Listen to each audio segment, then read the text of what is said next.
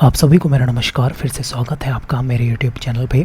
आज इस वीडियो में हम बात करेंगे टर्बिटोलिन दवाई के बारे में और इस वीडियो में हम जानेंगे इस दवाई की पूरी डिटेल के बारे में कि ये दवाई किन कंडीशंस में उपयोग में ली जाती है और किन कंडीशंस में ये दवाई अवॉइड करनी चाहिए।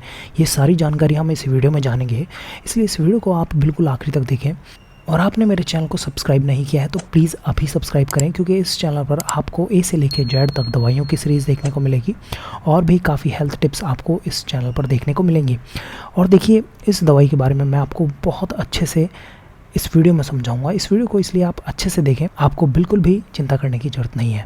चलिए शुरू करते हैं।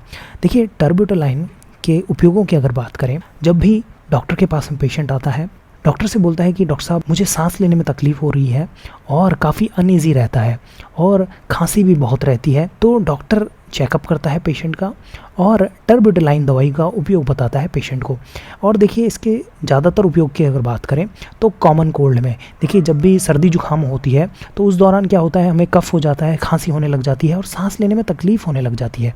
तो उस कंडीशन में टर्बिटोलाइन दवाई का उपयोग डॉक्टर बताते हैं और ज़्यादातर इस दवाई का उपयोग कफ सिरप के साथ में किया जाता है। मतलब कफ सिरप में ही ये दवाई मिक्स होकर आती है और इस कफ सिरप का उपयोग डॉक्टर बताते हैं, जिससे क्या होता है, पेशेंट को आराम आता है, खांसी में आराम आता है और कफ भी जो है वो बाहर निकलता है शरीर से।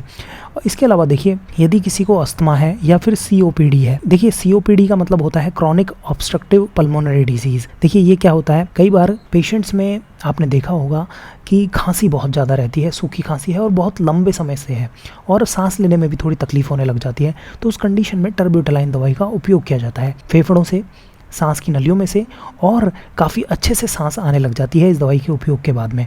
और डॉक्टर्स इसे ज़्यादातर इन्हीं कंडीशंस में उपयोग में लेते हैं। इसके अलावा ये टोकोलाइटिक एजेंट भी होता है। टोकोलाइटिक एजेंट का मतलब, जब भी महिलाओं में प्रेगनेंसी के दौरान पहले ही पूरे मंथ्स कंप्लीट होने से पहले ही यदि कॉन्ट्रैक्शंस होने लग जाते हैं तो उन कॉन्ट्रैक्शंस को रोकने के लिए ये दवाई उपयोग में ली जाती है, जिससे कॉन्ट्रैक्शंस क्या होते हैं, रुक जाते हैं और जो डिलीवरी होती है वो सही टाइम पे होती है इस दवाई को लेने के बाद में। पेशेंट डॉक्टर से ये भी पूछ लेता है कि डॉक्टर साहब ये कौन सी कैटेगरी की दवाई है, तो डॉक्टर पेशेंट्स को समझाता है कि ये एड्रेनर्जिक दवाइयाँ होती हैं। अब पेशेंट ये भी पूछता है कि डॉक्टर साहब ये किस तरीके से मेरे शरीर पर काम करेगी, तो डॉक्टर पेशेंट को समझाते हैं कि ये जो दवाई होती है वो ब्रोंको डायलेटर्स होती हैं। देखिए, ब्रोंको डायलेटर्स का मतलब क्या होता है, हमारी सांस की नलियाँ जो होती हैं वो एलर्जी की वजह से, सर्दी जुकाम की वजह से, अस्थमा की वजह से, इसको आप बहुत ध्यान से सुनना, इन सभी कारणों की वजह से सिकुड़न पैदा हो जाती है। अब ये सिकुड़न पैदा होने की वजह से क्या होता है, सांस लेने में तकलीफ पैदा हो जाती है। लेकिन ये दवाई क्या करती है, आपकी जो सांस की नलियां होती हैं उसे रिलैक्स करती है, डायलेट करती है, तो इसलिए इसे ब्रोंको डायलेटर बोलते हैं और इसलिए इस दवा का उपयोग इन कंडीशंस में सबसे ज़्यादा उपयोग में लिया जाता है इस दवाई का। और इससे क्या होता है, फेफड़ों में अच्छे से एयर जो है वो जाती है और पेशेंट को भी काफ़ी अच्छा लगता है। मसल्स को भी ये दवाई जो है रिलैक्स करती है फेफड़ों की। इसके अलावा देखिए, पेशेंट डॉक्टर से ये भी पूछता है कि डॉक्टर साहब कितनी डोज में लूँ, कैसे लूँ इसे, तो डॉक्टर उन्हें समझाता है कि देखिए, कफ सिरप में तो डोज होती है वो सुबह शाम की रहती है, लेकिन अगर टैबलेट की अगर बात करें तो 2.5 से 5 mg 3 टाइम के लिए इसकी जो डोज़ है वो रहती है।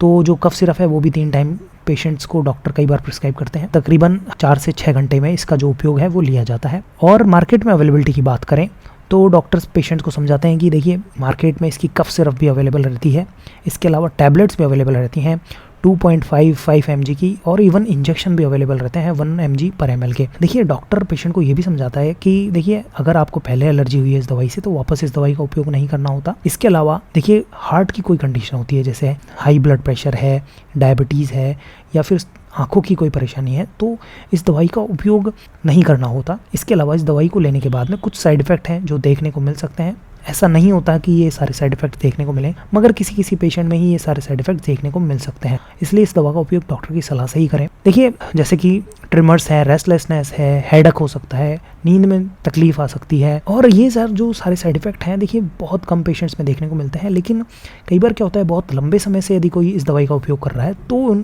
इस केस में ऐसे साइड इफ़ेक्ट देखने को मिल सकते हैं। इसके अलावा इसको आप खाना खाने के बाद में लें, या तो कफ सिरप जो आप ले रहे हैं वो खाना खाने के बाद में लें, या फिर दवाई आप ले रहे हैं वो भी खाना खाने के बाद में लें। तो इससे क्या होगा, जो पेट में एसिडिटी या फिर इरिटेशन जो है वो नहीं होगी। इसके अलावा अगर कोई लंबे समय तक इस दवाई का उपयोग कर रहा है तो heart rate, blood pressure monitor करना जरूरी है, क्योंकि देखिए क्या होता है, लंबे समय तक इस दवाई का उपयोग करते हैं तो हार्ट पे इफेक्ट जो है वो पड़ता है, तो इस बात की सावधानी रखनी जरूरी होती है।